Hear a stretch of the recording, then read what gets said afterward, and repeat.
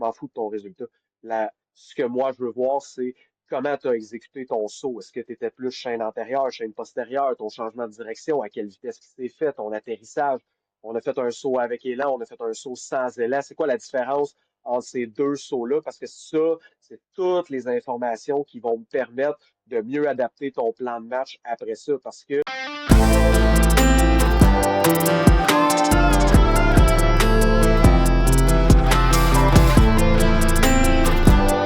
Bienvenue au podcast Game Changer par Expertise 360.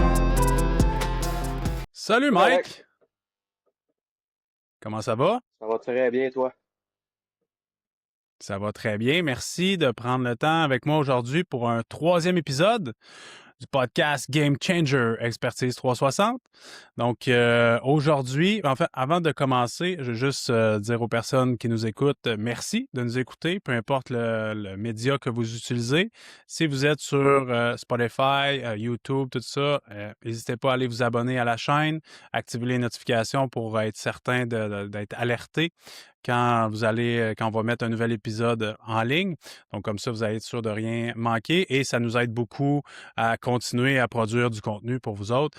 Donc, de voir que ça vous intéresse. Si jamais il y a des sujets que vous voulez qu'on traite, envoyez-nous-le en message privé, ça nous fait toujours plaisir. Puis n'hésitez pas à commenter si vous nous regardez sur YouTube, à commenter en dessous du vidéo pour nous dire ce que vous pensez de l'épisode d'aujourd'hui. Donc, aujourd'hui, Mike, j'aimerais ça qu'on parle d'accompagnement client. Puis tu sais, je sais que tu viens plus du background de la performance avec des jeunes, tout ça, mais ça s'applique aussi au fitness, je crois. Je pense que ça s'applique à l'entraînement personnel en général, que peu importe la clientèle que tu travailles, on parle vraiment d'un professionnel avec un humain client qui soit athlète ou peu importe. Comment, surtout, tu sais, 2026, au moment où on enregistre ça, l'intelligence artificielle prend encore plus de place. Donc là, il y en a qui ont peut-être de la difficulté à justifier leur place parce que ChatGPT fait des meilleurs programmes qu'eux autres. Donc, l'accompagnement, à quel point pour toi, c'est clé pour un professionnel qui veut, garder sa clientèle, qui veut aider encore plus son client?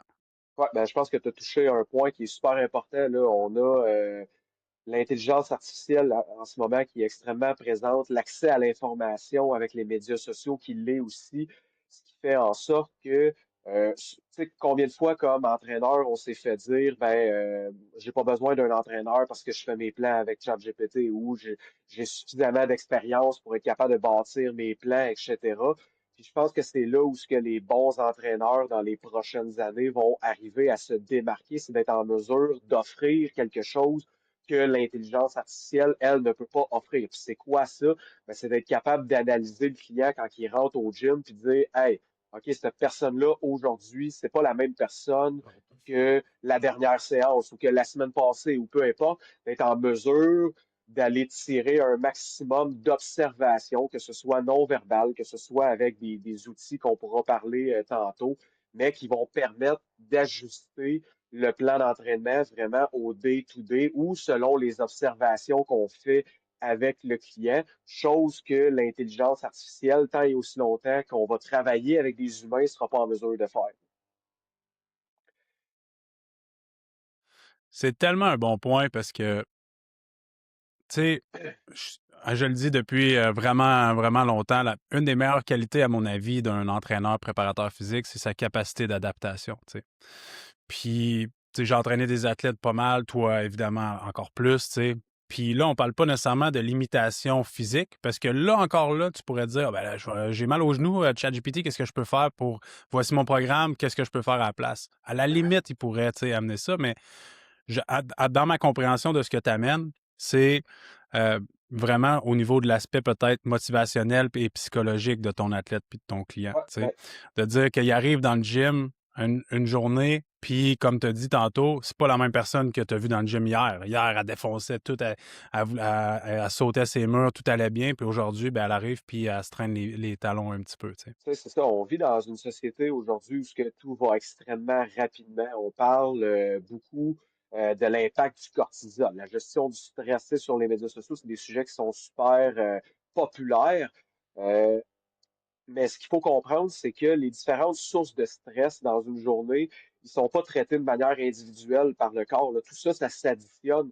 Puis nos clients, qu'on le veuille ou non, c'est pas des gym rats comme nous, on l'est ou comme on l'était, ce qui nous a amené à faire de notre passion un métier, etc. Tu sais, je ne ferai pas de surprise à personne, mais la très forte majorité de nos clients, de nos athlètes, ben, ils ont une vie en dehors du gym. Cette vie-là vient avec des habitudes, avec des contraintes, avec des problèmes qu'ils rencontrent au quotidien.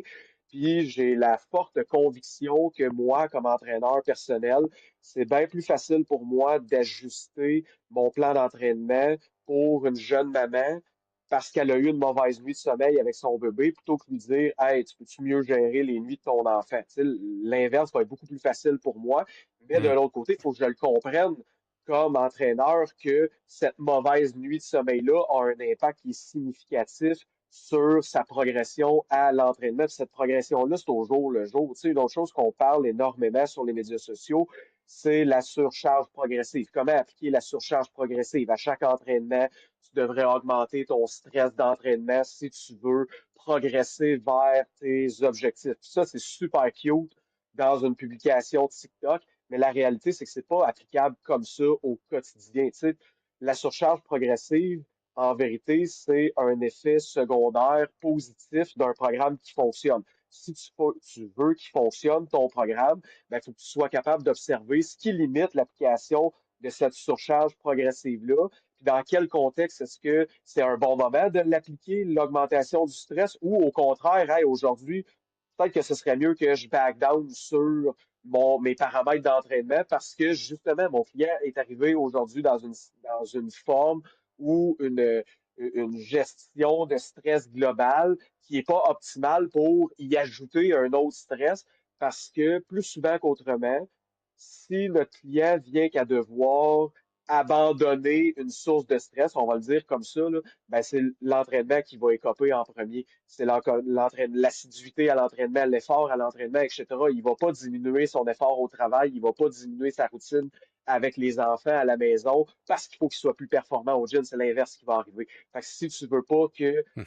Hmm. ton entraînement soit la goutte qui fait déborder le vase, ben, il faut être en mesure d'ajuster nos paramètres selon ce qu'on observe dans le quotidien, que ce soit des athlètes ou monsieur, madame, tout le monde.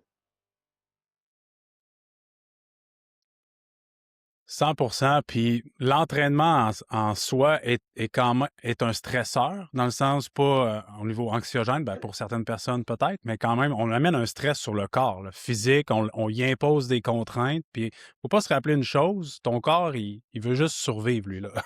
Fait que dans le fond, quand tu l'amènes dans le gym avec une barre sur les épaules, lui, il se dit pas, hey, j'ai vraiment un gros squat aujourd'hui. Il se dit, j'ai une charge lourde sur les épaules, faut que je me relève, ou sinon je meurs, tu sais. Donc, c'est l'instinct de survie. Donc, l'entraînement est quand même un gros stresseur.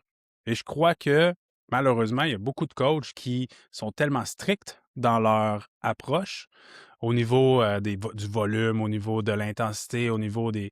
Et ça marche pas avec tous les clients. Puis si on n'arrive pas à s'adapter en fonction du client qu'on a, ben comme tu as dit, je crois que là, c'est après, le client va se sentir démotivé, il va se sentir mauvais. Et là, ensuite de ça, ben là, ça ne tentera plus de venir au gym et ainsi de suite. Versus prendre un petit peu de recul pour une séance où, exemple, la maman elle a eu une mauvaise nuit avec son enfant, puis tu as été capable de modérer, tu as quand même fait une bonne séance, elle sort de là, elle est fière d'elle, elle est allée au gym pareil, malgré qu'elle a eu une nuit vraiment difficile, mais elle a bien performé au final, tu sais. Exactement. Puis, tu sais, la meilleure manière d'atteindre ses objectifs, ça demeure la constance. Fait que si on est en mesure d'adapter notre Ah, séance d'entraînement pour que le client, lui, demeure constant, ben, c'est là où ce que tout le monde est gagnant. Puis, un point que tu as dit qui est hyper important, c'est un bon entraîneur, ça va être dans sa capacité d'adaptation. Puis une phrase que Christian Thibodeau a dit dans une de ses formations, des premières formations que j'ai assistées avec lui, puis qui a tellement résonné en moi, puis que j'ai tellement adapté ma pratique en suivant ce qu'il avait dit. Tu sais, Chris, il dit souvent dans ses formations, un bon entraîneur, c'est pas un écriveur de programme, c'est un solutionneur de problèmes. Puis ça, là, un coup que tu as compris ça comme entraîneur, ça fait tellement une différence énorme. Écrire un plan d'entraînement, c'est super facile. ChatGPT le fait très bien. Mais si on veut se démarquer comme entraîneur, ben, il faut être en mesure de solutionner des problèmes. Puis ces problèmes-là, ils arrivent à chaque séance d'entraînement. On a un problème à solutionner si tu es attentif aux informations que le client projette. Wow! Ton dernier point est tellement hyper important et pas, je veux pas dire sous-exploité, mais dans le sens que beaucoup de coachs prennent ça à la légère, être attentif. Ouais, Ça paraît tellement niaiseux, là, mais être attentif. Puis j'avais fait une présentation il y a une couple d'années dans un groupe de gym, puis mon titre était arrêter de faire les programmes d'entraînement pour comme capter l'attention. Mais au final, c'était plus exactement ça, de dire, focuser sur l'accompagnement. Puis votre entraînement, oui, c'est important, là. Comprenez-moi bien les répétitions, les séries, les méthodes, puis tout ça. Mais il n'y a rien comme l'accompagnement que tu vas faire à ton client. Puis là, après ça, on peut rentrer dans la rétention client, puis tout ça. Mais juste comme ton accompagnement, puis être attentif à ce que ton client dégage quand il arrive dans le gym, quand la séance commence. Puis là, ça va te gager de hey, on peut-tu pousser aujourd'hui ou finalement ça va être ça va être un petit peu plus mollo, mais on va s'être entraîné quand même, puis le client va partir du gym, puis il va avoir passé un bon temps et c'est pour ça qu'au final, il t'engage comme coach, tu sais, parce que il s'entraîne, il améliore sa condition physique, puis en plus, il passe un bon moment avec toi. Fait que tu sais, je pense que ça, être attentif là, aux clients, puis c'est souvent dans les pauses où c'est là que tu dois vraiment être attentif. ouais, C'est exact. trop de fois, je me suis promené dans le gym, puis j'ai vu des coachs sur leur téléphone pendant que le client est assis sur le leg extension, puis il attend une minute à regarder le plafond. Wow! Quelle expérience client de merde, là, pour vrai. Faites jamais ça. Puis 100%. souvent, si vous êtes attentif, dans les pauses, c'est là où tu discutes avec le client. Tu peux parler d'entraînement, mais tu peux parler de tout et de rien. Puis là, il y a peut-être des lumières qui vont s'allumer dans ta tête. Ouais, 100%. Puis, tu sais, avec les technologies qu'on a aujourd'hui, justement, les clients qui nous consultent, ce qu'ils veulent, c'est plus que ce qui est disponible sur Internet, sur les médias sociaux ou peu importe. Ils veulent littéralement une expérience d'entraînement. Puis, pour leur offrir, ben, c'est exactement comme tu as dit, pendant les pauses, man, jase avec ton client. Il y a tellement d'informations que tu peux aller chercher, que ce soit dans son quotidien, hey, tu sais, tu jases de tout puis de rien, puis tu n'en viens qu'à apprendre qu'au travail, en ce moment, il y a une surcharge de stress parce qu'il y a des dossiers importants à régler. Cool, mais ce stress-là, il y a un impact sur sa progression au gym. Tu vas être en mesure de mieux comprendre pourquoi est-ce qu'il récupère moins bien de ses entraînements, pourquoi est-ce qu'il progresse moins rapidement. C'est peut-être pas à cause de tes méthodes, c'est peut-être justement à cause de sa routine quotidienne pendant un certain laps de temps qu'on va devoir dealer avec. Ça, tu sais, tu dis, on peut jaser d'entraînement, comme tu as dit, mais c'est important. Ça aussi, tu fais du leg extension, puis ou tu sais, on va y aller avec des mouvements un peu plus pluriarticulaires ou peu importe, mais où est-ce que tu le sens? Ah ouais, quand tu fais un tirage, tu le sens un peu plus dans Mhm. ton bicep. Ben, est-ce qu'il y a une façon que je peux ajuster ta technique dans la façon que tu fais ton mouvement? Est-ce que je peux modifier la hauteur de la poulie? Est-ce que je peux te faire pencher un peu plus en avant, en arrière? Je peux te donner des cues externes qui vont te permettre de mieux exécuter ton mouvement sans penser aux muscles qui devraient se contracter, etc. Ta perception d'effort sur 10, bon, ben, on est en mesure de déterminer la proximité à l'échec. Est-ce que je peux monter ma charge, est-ce que je devrais la diminuer, etc. Tu le sens plus dans ton articulation ou dans ton muscle? Mais tout ça, c'est de l'information qui te permet d'ajuster les techniques, d'ajuster la position, mais aussi d'ajuster ta surcharge progressive. Est-ce que le stimulus que j'essaie de créer avec mon client est proportionnel aux résultats que j'obtiens ou au stress que j'engendre avec lui aussi, en sachant de la façon dont lui, il se sent pendant l'exécution de ton exercice. Fait que, tu sais, la discussion que tu as avec ton client, là, c'est de l'or en banque pour améliorer ton expérience client puis améliorer drastiquement sa progression. Ben oui, parce que à chaque fois, tu vas être capable d'adapter. T'es tout le temps, t'as un plan. Quand on fait un plan d'entraînement, tu as un plan d'entraînement de base, si on veut, mais tu es toujours en train de te promener à gauche, à droite, à chaque séance, à chaque semaine, à chaque mois, à chaque programme. Même si au début, tu sais, si pour un client qui a un objectif donné, on sait le point A, évidemment, et on espère le point B, mais c'est pas une ligne droite. Tu sais, tu dois te promener pour pouvoir t'adapter. Puis encore une fois, l'objectif, c'est, comme tu as dit tantôt, c'est la constance. C'est tellement simple à comprendre que beaucoup de gens cherchent puis de nos clients, tu sais, qui cherchent comme la solution magique. Puis y a-tu quelque chose, une affaire, c'est quoi ton truc là pour perdre du poids ou pour prendre la masse? Ben, il n'y en a pas un. Tu sais, c'est sois constant, travaille fort dans toutes les sphères de ta vie qui peuvent avoir un impact dans quel que soit ton objectif. Puis toi, en tant que coach, je pense que c'est important de faire comprendre ça aux clients aussi des fois, puis de pas essayer de trouver une formule magique ou, tu sais, je sais que c'est super sexy de dire ça sur les médias sociaux, là, que tu l'as, la méthode, puis qu'en 90 jours, tu vas perdre 50 millions de livres, là. Mais c'est pas la réalité au final.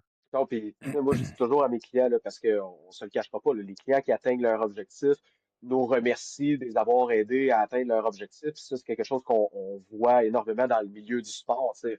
J'ai gagné une compétition. Ah, merci, Mike, sans toi, j'y serais jamais arrivé. Non, c'est pas vrai, ça.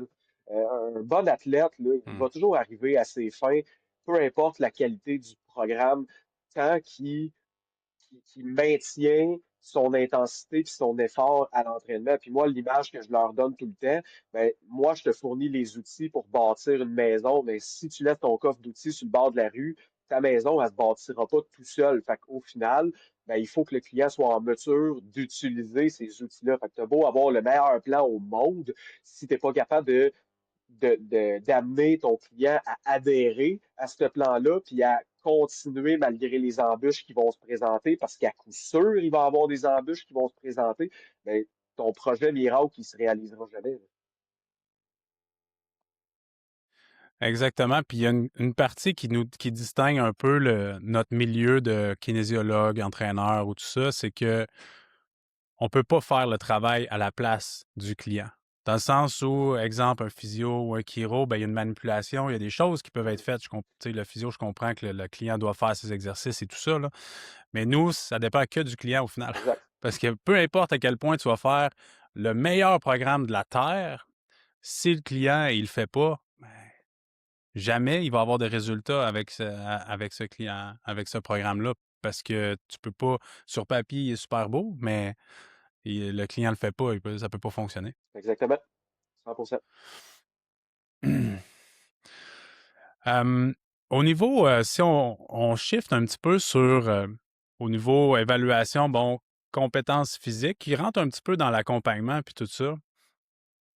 Christian m'a tout le temps dit quelque chose quand on coachait ensemble il aimait mieux, en fait, il détestait les séances d'évaluation, mais il aimait mieux évaluer à l'entraînement chacun de ses athlètes sans nécessairement lui dire. Je m'explique, c'est-à-dire que chaque répétition devient une évaluation pour un coach.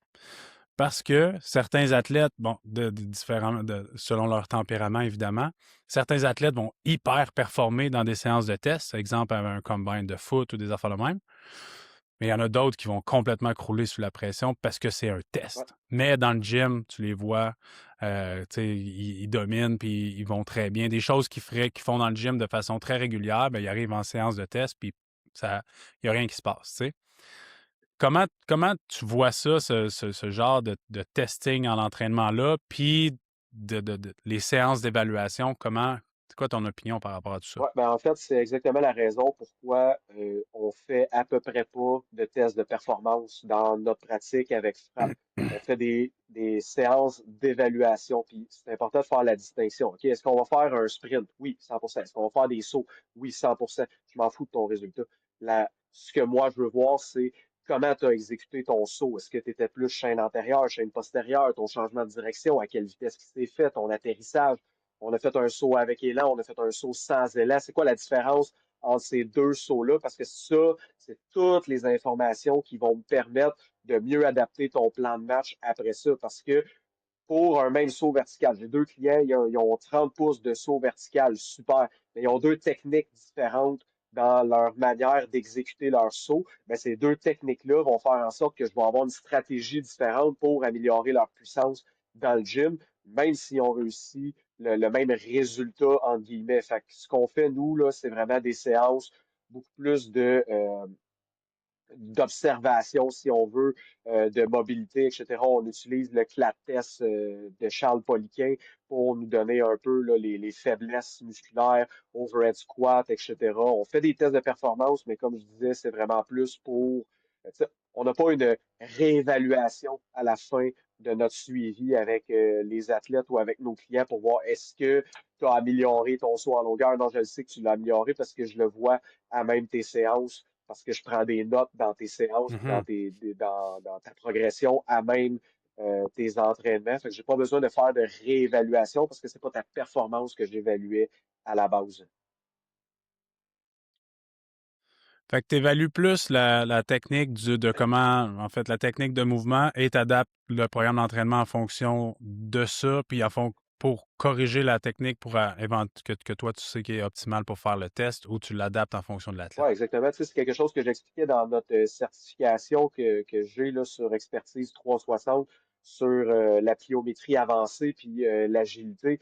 Fait qu'on prend un saut vertical, par exemple, ben, à quelle vitesse que le changement de direction va se faire, à quelle amplitude que le squat latéral va se faire. Au niveau de l'atterrissage, même chose. Est-ce que c'est un atterrissage qui est sec, qui est technique, ou est-ce qu'on a un long rebond pour atterrir, la comparaison entre le saut avec élan, le saut sans élan, ben, tout ça, c'est des informations qui vont me permettre de voir, bon, ben, sur quelle mécanique de sa puissance est-ce que je devrais travailler? Est-ce que c'est plus sa force? Est-ce que c'est plus sa vitesse? Est-ce que c'est plus sa force isométrique? Est-ce que c'est plus la composante élastique? Est-ce que c'est plus la composante du réflexe d'étirement, etc.? Fait que tout ça, c'est de l'information qui vont me permettre d'avoir une meilleure sélection d'exercices pour travailler sur le maillon faible. Charles Poliquin le disait très bien, ta chaîne ne sera jamais aussi forte que le maillon faible. Mais avec ces observations-là dans ton évaluation, ben, ça te permet d'avoir une stratégie dans ta sélection d'exercices qui va travailler sur le maillon faible de ta mécanique de puissance, d'exécution. C'est vraiment là qu'on va avoir des résultats qui sont impressionnants. Puis tu sais, tu parles de maillon faible comme ça. À quel point dans ta planification, toi, avec un athlète, tu focuses sur améliorer seulement le maillon faible ou puis tu maintiens les forces ou, exemple, tu as un athlète qui est hyper dominant dans une affaire, fait que tu veux qu'il soit encore plus dominant, puis les faiblesses, tu y touches, mais sans nécessairement. Est-ce que tu mets complètement une emphase pour ramener ces faiblesses vers une moyenne descente ou tu veux juste le rendre encore meilleur dans ses forces? Je vais avoir tendance à te dire, Alex, là, 80% sur les faiblesses, puis 20% sur ses forces. Puis après ça, je vais te dire que 68% des statistiques sont inventées sur le champ même. OK? Fait que je n'ai pas de combien est-ce que je mets d'emphase sur ci ou sur ça, mais majoritairement, je veux travailler le maillon faible. Mais il faut toujours se garder en tête que le client va être beaucoup plus motivé s'il se sent compétent Hmm. dans son plan d'entraînement. Fait que jusqu'où est-ce que je travaille sur ses forces versus ses faiblesses? Ben, ça va dépendre un peu de la personnalité de mon client, de son bagage d'entraînement, de son expérience. Parce que si je fais juste travailler ses faiblesses pendant 3 de ces 5 mois qu'il a à travailler avec moi ou 6 de ces 10 semaines qu'il a à travailler avec moi, je me tire dans le pied parce que il va se sentir incompétent. Il va finir par voir une progression, mais l'intention qu'il va mettre derrière l'exécution de ces exercices va être beaucoup moins grande que si j'arrive à tweaker un peu ma planification, puis que de temps en temps, je lui donne un bonbon ou que je commence ma séance avec quelque chose pour lequel il C'est se ça. sent compétent, puis qu'après ça, je reviens avec quelque chose que moi, j'ai soulevé comme étant important à travailler comme faiblesse, etc. Fait que c'est tellement individualisé comme approche que j'ai pas de chiffre miracle à donner, mais au final, je veux avoir Non. travaillé beaucoup plus sur ses faiblesses que sur ses avantages. Vraiment, parce que c'était un peu la balle courbe que je m'en allais te dire, tu sais, dans le sens que si tu fais juste travailler les faiblesses, puis fait que là, l'athlète, il s'empoche au début, évidemment, c'est ses faiblesses, tu sais, fait que l'entraînement, normalement, va être plate pour lui ou pour elle, parce que, crème, il fait juste focuser sur mes faiblesses, donc faut, tu sais, je suis tellement d'accord qu'il faut que tu donnes un bonbon au client, parce que sinon, tu risques de le perdre au fil du temps, c'est sûr, là. Ouais, exactement. Tu sais, quand j'ai commencé, là, une phrase qui était super importante, c'est que faut pas que tu donnes au client ce qu'il veut, faut que tu donnes au client ce qu'il a besoin. Puis ça revient un peu à ce que je viens de dire. C'est 100% vrai, mais c'est pas applicable dans la réalité parce que tu veux quand même donner une partie de ce que le client veut parce que c'est comme ça que tu vas le garder vraiment avec une meilleure implication dans Hmm. son plan d'entraînement, là. Ouais, puis je pense qu'on en avait parlé la dernière fois, mais tu sais, c'est l'équivalent de la Tylenol dans le miel, là, dans le sens où quand t'es enfant, t'essaies de donner des médicaments à tes enfants, c'est jamais facile, mais t'as la récompense qui vient avec. Fait que là, t'as quelque chose, ton Tylenol est mis dans le miel, fait que là, ça passe un petit peu mieux.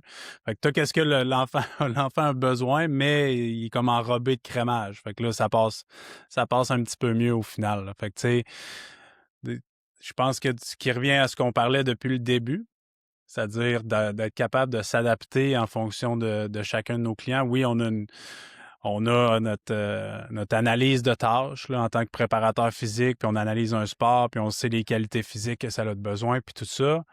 Mais au final, il faut que ton athlète, puis ton client, là, en fait, c'est la même chose, là, comprenez-moi bien, que ce soit dans ma tête, les gens qui s'entraînent dans le gym de population générale, si on veut, ce sont des athlètes à leur manière, là, dans le sens qu'ils sortent autant de leur zone de confort. Peut-être que c'est juste qu'ils en font pas leur métier. Mais faut que l'effort soit là à 100%, sinon, ben, la constance fonctionnera pas, puis ensuite de ça, ben, les résultats viendront pas, ça va démotiver, et ainsi de suite, là. Exactement, absolument. Très cool.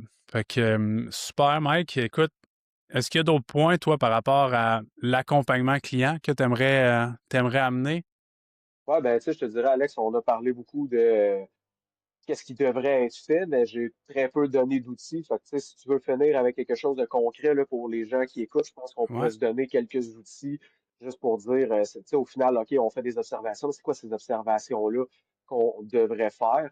Fait que, tu sais, je peux peut-être juste dire, tu sais, mettons juste dans le début d'une séance, nous, comment est-ce qu'on organise ça? Tu sais, juste à l'arrivée du client, son échauffement. Une chose que je fais de mon côté, c'est que j'essaie de donner le même échauffement à mon client le plus longtemps possible. Tu sais, à même titre que ton plan d'entraînement, on va le bonifier selon ses progressions, je vais modifier un petit peu. Mais l'objectif, c'est que je veux que mon client apprenne son échauffement par cœur. Pourquoi? Parce que je veux qu'il apprenne à se ressentir dans son échauffement. Les clients qui arrivent au gym aujourd'hui, puis que tout est lourd, tout est lent, tout est tendu, puis qu'il passe plus de temps sur certains exercices de son échauffement que d'autres. Il a tendance à se masser certaines régions, etc. Ben, ça se peut-tu que son entraînement aujourd'hui, ça soit de la merde? Tu sais, ça se peut-tu qu'il soit plus difficile, qu'il ait plus besoin de séries de progression sur son exercice principal, etc. Ça se peut-tu que ce soit pas une bonne journée pour appliquer ta surcharge progressive aujourd'hui? Fait que, tu sais, déjà là, à l'arrivée du client, tu as de l'information qui te permet d'ajuster tes paramètres d'entraînement. À l'inverse, le client, il rentre super dynamique aujourd'hui, il passe au travers de son échauffement rapidement. Profite-en, même, ta première exercice, tu peux monter les charges tout de suite au début de la séance. Il faut quelque chose de plus explosif pour commencer la séance. Peut-être changer même l'objectif de l'entraînement d'aujourd'hui ou peu importe. Fait que dès l'échauffement, on a un paquet d'informations pertinentes. Autre chose qu'on utilise, nous, c'est qu'on utilise un questionnaire de readiness qu'on appelle. Fait qu'on pose 5 questions à nos clients. On le fait à même une application, mais t'es pas obligé d'utiliser une application. Tu sais, ça a été quoi ton niveau de stress dans ta journée aujourd'hui? C'est quoi ton humeur aujourd'hui? T'es-tu heureux ou t'es malheureux? C'est quoi ton niveau de courbature par rapport à euh, ta dernière séance, etc. Fait que des petites questions comme ça qui te permettent de voir, bon, ben, sur 5, il se trouve où ton client, puis que ce soit au quotidien, de voir qu'aujourd'hui, tu sais, j'ai une moyenne de 4 sur 5 dans mes réponses, mais aujourd'hui, je suis à 3. T'es pas obligé d'avoir la réponse de qu'est-ce qui s'est passé entre-temps, mais c'est pas une bonne journée aujourd'hui pour augmenter ton stress d'entraînement ou au contraire, je Hmm. suis en haut de ma valeur. Ben, alright, je te rentre dedans aujourd'hui parce que je le sais que tu es prêt à le recevoir. Mais autant à court terme que dans nos changements de programme, à la fin de mon mésocycle, ben, comme tu dis, j'ai un plan d'établi. Mais comment mon client a évolué à travers son readiness, ben, ça me donne de l'information pertinente de dire est-ce que mon client a bien répondu à la méthode d'entraînement ou à l'intensité que j'ai donnée dans mon dernier programme, ou au contraire, Colin, ça n'a pas progressé comme je m'attendais, parce qu'au-delà des charges d'entraînement, ben, il y a toute cette gestion du stress-là, puis de récupération qui est hyper pertinente. Puis les bons entraîneurs vont évaluer la progression à l'entraînement. Mais les excellents entraîneurs, eux, vont évaluer la récupération de chacun de ces entraînements-là. Fait que, tu sais, ça, c'est des petits outils qu'on peut utiliser au quotidien, que ce soit à même quand tu es en présentiel avec le client, où il y a des façons de l'adapter quand c'est des suivis en ligne qui font en sorte qu'avant même d'avoir commencé ta séance d'entraînement, tu le sais comment le client va réagir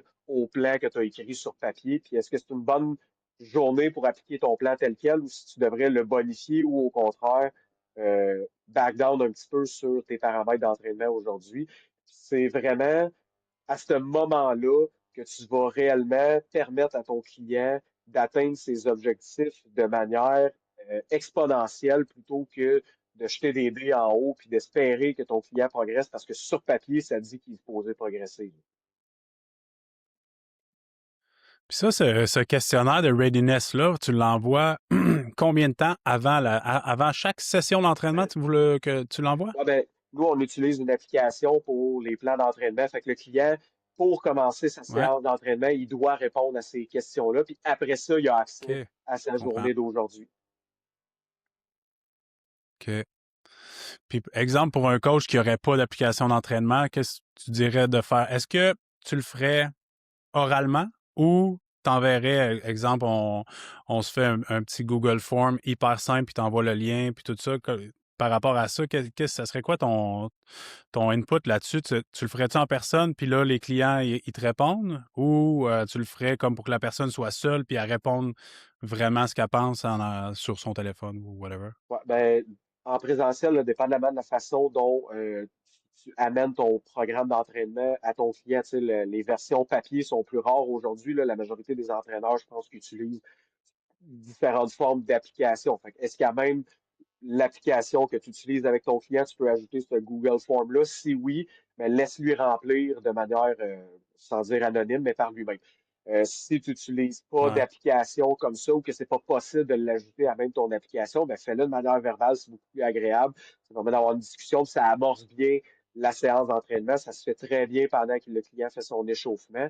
En ligne, ben là, perds pas de temps avec une rencontre Zoom avant l'entraînement. Là, envoie un Google Form que le Hmm. client doit remplir puis qui te renvoie ou qui additionne à même ce qui remplit pour ses entraînements, qui te renvoie dans la façon que tu fais tes suivis, que ce soit hebdomadaire ou mensuel ou peu importe comment tu fais tes suivis. Il y a moyen de revoir ces informations-là là, avec tes suivis d'entraînement. C'est ça, pour garder un tracking puis de voir aussi une tendance, là, j'imagine, au fil des semaines, c'est quelque chose que vous devez regarder aussi avec le résultat de, tu sais, si tu vois que tranquillement, ça arrive à tout le monde de ne pas se sentir bien une journée de temps, mais ça ne veut pas dire que tu es complètement en chute puis en surentraînement ou whatever.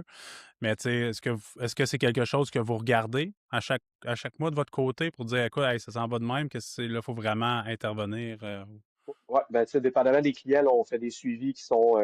On n'a pas un suivi strict avec chacun de nos clients. Ça va dépendre du besoin réel du client. Mais mettons qu'on fait une moyenne puis qu'on fait le suivi avant le changement de programme. Ben, à ce moment-là, je vais regarder l'évolution de son readiness. C'est quelle sphère dans cette readiness-là, dans mes 5 questions, qui a été une lacune ou au contraire qui a vraiment amélioré. Fait que, tu sais, est-ce que c'est son sommeil? Est-ce que c'est la gestion du stress? Est-ce que c'est les courbatures? Les courbatures, ça a pris combien de temps avant qu'ils s'atténuent? Parce que tu sais, le but de l'entraînement, c'est pas de faire en sorte que mon client marche plus pendant 3 jours, mais quand on change de programme, ben, ça se peut qu'il y ait des effets néfastes comme ça qui fait en sorte que oups, ça a été un peu plus long que prévu. Ça a pris combien de temps avant que ça s'atténue, ça, dans le dernier mois, dans le dernier 6 semaines, ou peu importe à la fréquence que tu fais tes changements de plan. Fait que ça donne une bonne Mhm. idée de ben, est-ce que le stimuli d'entraînement que j'ai créé, il était plus haut que la capacité réelle de mon client ou ben justement, c'est un comptable, puis en ce moment, on est dans la période d'impôt. C'est le stress au travail qui a fait en sorte que sa récupération était moins bonne. Fait que ça amène une analyse qui est beaucoup plus grande que juste, bon, ben, il a augmenté de 15% sa charge au bench. 15%, c'est une petite bonne amélioration, Mhm. mais c'est ça, on comprend ce que je voulais dire. Good. Est-ce que tu peux, en terminant, répéter les 5 questions que tu mets dans ton questionnaire? Juste Ouais, si les gens veulent prendre des notes. dans le fond, gestion du stress. C'est quoi ton niveau de stress aujourd'hui? C'est quoi ton niveau d'humeur aujourd'hui? Ou quand tu te présentes à l'entraînement, ton niveau d'énergie, tes courbatures. Puis là, il m'en manque un juste parce que je veux le nommer. Hey boy, je pense. Le sommeil? Ouais, c'est ça, exactement, le sommeil. Fait que, quelle a C'était été pas... la qualité de ton sommeil la dernière nuit? C'est les 5 questions que nous, on Puis tu fait répondre. classes ça de 1 à 5. Ouais, exactement. Fait que 1 étant Le monde, pire résultat, puis le ils 5 mettent ça de c'est 1 à 5. exactement. 5 c'est le meilleur résultat possible. Puis après ça, on fait une moyenne, là. Vraiment bon truc. Ben oui. Je les donne tout en détail dans mon Vraiment bon truc. je les donne tout en détail dans mon premier livre, là, l'ABC de la préparation athlétique. J'ai tous les questionnaires puis comment évaluer chacune de ces questions-là. Parfait. Fait que oui, on va mettre le lien en dessous du vidéo. Vous allez pouvoir aller cliquer pour consulter le livre, là, l'ABC de la préparation physique de Michael. Fait qu'hésitez pas à cliquer dessus puis aller voir. C'est vraiment un ouvrage vraiment développé puis avec plein de trucs hyper pratiques et concrets à utiliser avec vos clients et tout ça. Super. As-tu d'autres outils que tu aimerais partager en terminant? Ah, il y en a plusieurs autres, mais je pense que pour garder le monde attentif, on va s'en tenir à comment on peut améliorer C'est ça. l'arrivée du client. On pourra en parler Très bon. dans un On remet prochain ça une podcast. prochaine fois d'abord. Exactement. Yeah. Super. Merci beaucoup, Mike, pour la petite jasette aujourd'hui. C'est super apprécié. J'espère que vous avez aimé l'épisode d'aujourd'hui. Allez voir les autres qu'on a fait ensemble avec Mike. On va continuer à en faire plusieurs au cours des prochaines semaines et des prochains mois. Donc, comme j'ai mentionné au tout début, abonnez-vous aux chaînes YouTube, Spotify ou peu importe où vous nous écoutez en ce moment. Ça nous aide beaucoup. Et de cette façon-là, ben, vous allez être sûr de rien manquer. Donc, on se dit à un prochain épisode. On va mettre les liens dans la description du vidéo en bas si vous nous regardez sur YouTube en ce moment. Merci Mike, puis on se dit à une prochaine All fois. right, merci beaucoup.